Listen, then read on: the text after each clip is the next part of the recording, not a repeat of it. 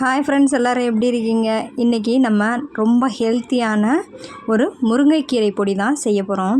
அதுக்கு நான் முருங்கைக்கீரையை நல்லா கழுவிட்டு அதை வெயிலில் காய வச்சு ஒரு நாள் வெயிலில் காய வச்சு எடுத்திங்கன்னா போதும். எடுத்திருக்கேன். அதுக்கப்புறம் பார்த்திங்கன்னா கடலைப்பருப்பு கொஞ்சமாக தான் எடுத்திருக்கேன். ஏன்னா முருங்கைக்கீரை கொஞ்சமாக தான் எடுத்ததுனால உளுந்தம்பருப்பும் கொஞ்சமாக எடுத்துக்கோங்க. உங்களுக்கு தேவையான அளவுக்கு எடுத்துக்கோங்க. நம்ம முருங்கைக்கீரையை வெயிலில் காய வச்சா கூட அது கொஞ்சம் கிறிஸ்பினஸ் கிடைக்காது. மறுபடியும் ட்ரையாக அந்த மஞ்சள் இலை இல்லாமல் எடுத்துட்டு, மஞ்சள் பழுப்பு எல்லாம் இருக்கக்கூடாது முருங்கைக்கீரையில். அதையும் எடுத்துகிட்டு நம்ம இந்த மாதிரி ட்ரை ரோஸ்ட் பண்ணி எடுத்துக்கோங்க. ரொம்ப கருகிடக்கூடாது, கருகுனா டேஸ்ட் இருக்காது. கடலைப்பருப்பு நல்லா ஒரு செவக்கிற அளவுக்கு, ரொம்ப கருகிடக்கூடாது, செவக்கிற அளவுக்கு. அதே மாதிரி உளுந்தம்பருப்பு, அப்புறம் ஒரு 10 மிளகாய், 10லேருந்து 12 மிளகாய் போட்டுக்கலாம் காரத்துக்கு தகுந்த மாதிரி.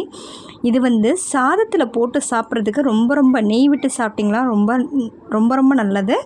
நம்ம முருங்கைக்கீரை சாப்பிடாத பசங்களை கூட இதை கொடுத்திங்கன்னா சாப்பிட்ருவாங்க.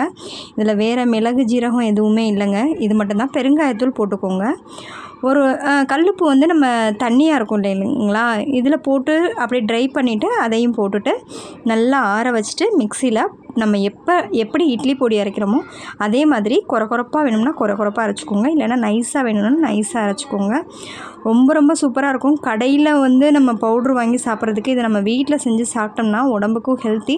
இதை நீங்கள் ஃப்ரிட்ஜில் வச்சு ஸ்டோர் பண்ணி வேணாலும் சாப்பிட்டுக்கலாம். வெளியிலையும் வச்சுக்கலாம் 1 மந்த் வரைக்கும். கிடவே கிடாது. தேங்க்யூ ஃபார் வாட்சிங்.